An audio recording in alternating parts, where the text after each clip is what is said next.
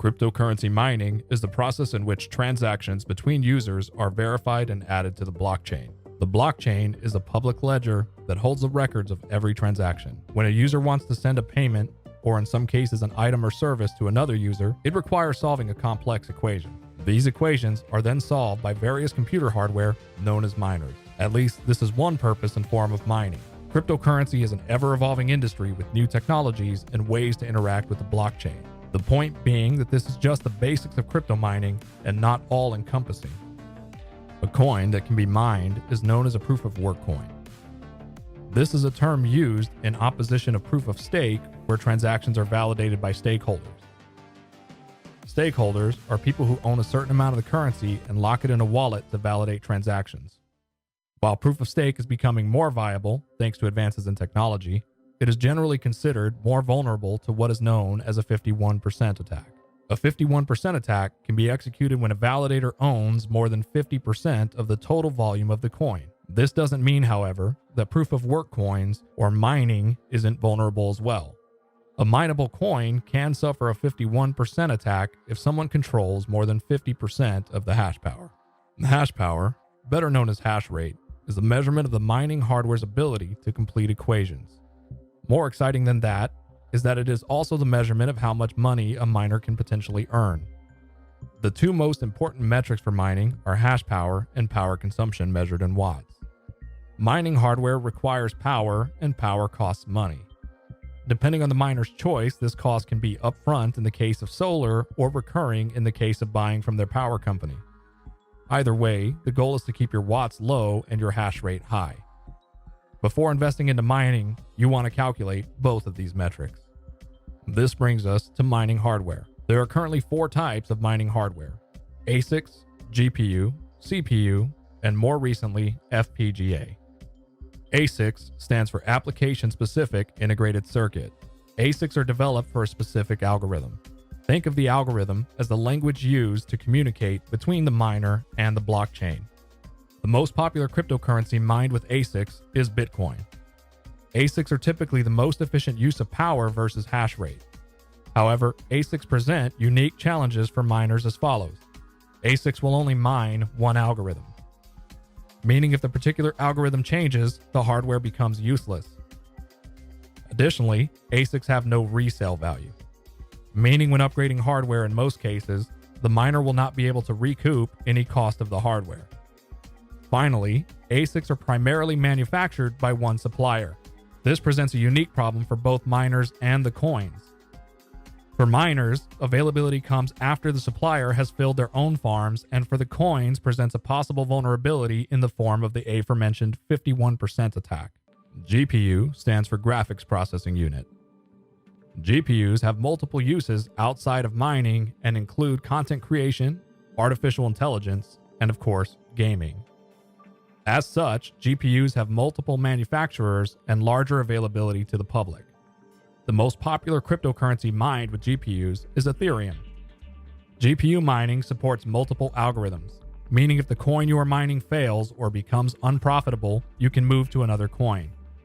Additionally, when upgrading hardware, the miner's old hardware has resale value on the consumer market.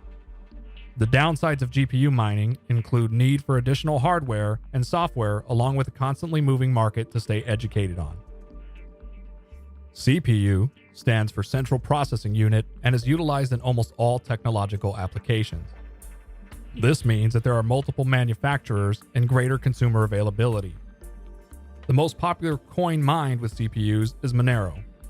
CPU mining, like GPU mining, supports multiple algorithms.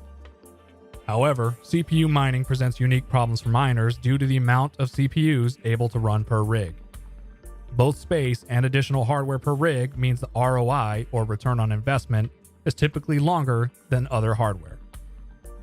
FPGA stands for Field Programmable Gate Array. FPGAs have multiple uses outside of mining but don't share the consumer availability of GPUs and CPUs. The FPGAs are a middle ground between ASICs and GPU-CPU mining.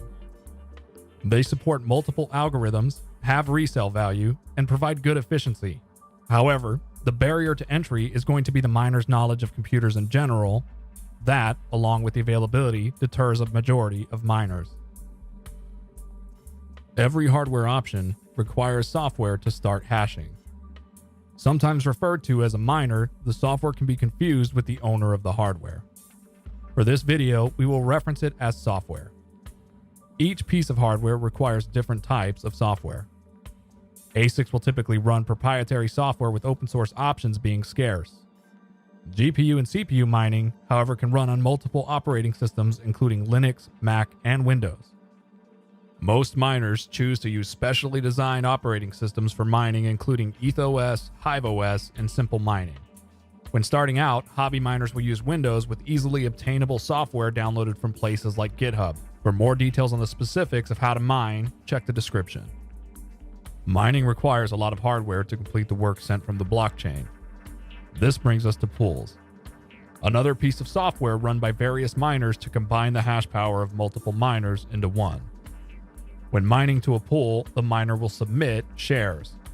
Shares are a portion of the work completed compared to the rest of the miners on the pool. The pool's goal is to find a block before another miner. Once found, the amount of crypto earned will be divided among the miners participating based on their shares. The upside of pool mining is more regular and predictable revenue, with the downside being not earning the entire block reward. A block reward is the amount of a particular coin paid out to miners for solving a block. For example, a block in Bitcoin is 1 megabyte's worth of Bitcoin transactions. The block reward is determined by the network and changes in events known as halvings. When the block halves, the reward is reduced, typically in half. This means miners must take into account changes in reward versus price of the coin itself. Once the miner has found a block or received a payout from the pool in the currency they are mining, they must exchange it for dirty fiat to cover operational costs. The primary cost of mining is power. So typically, miners will pull enough out to pay their power bill. To facilitate these transactions, miners use various exchanges depending on the region. An exchange is simply another piece of software utilized to convert cryptocurrencies between each other and fiat. Examples could be Coinbase, Crypto.com, and Binance. Thanks for watching. If you found the content helpful, consider leaving a like and subscribe below.